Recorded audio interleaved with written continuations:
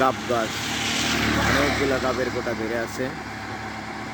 গাব দেখতে সবেদা ফলের মতো লাগে, আসলে খেতে গেলে সবেদা ফলের মতো লাগবে না। গাব যে ফলটা আছে, ফলটা দিয়ে অনেক কাজ করা যায়। গ্রামাঞ্চলের জেলেরা গাবের ফলটা নিয়ে গুঁড়ো করে এটাকে আবার জাল করে রস বের করে এটা দিয়ে জেলেদের জালে গাব দেওয়া হয় দিলে, তো সুতাগুলো অনেক সুন্দর থাকে, অনেক ভালো থাকে। কিছুদিন পর পর জালে গাব দিতে হয়। গাব গাছ চিরসবুজ, এর পাতাগুলা সবসময় সবুজ থাকে।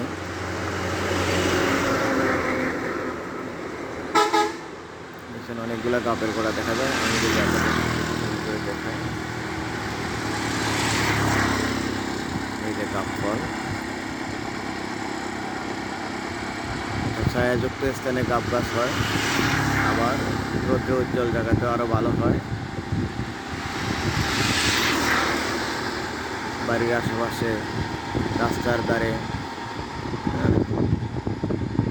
জমির আইলে গাব গাছ লাগানো যায়।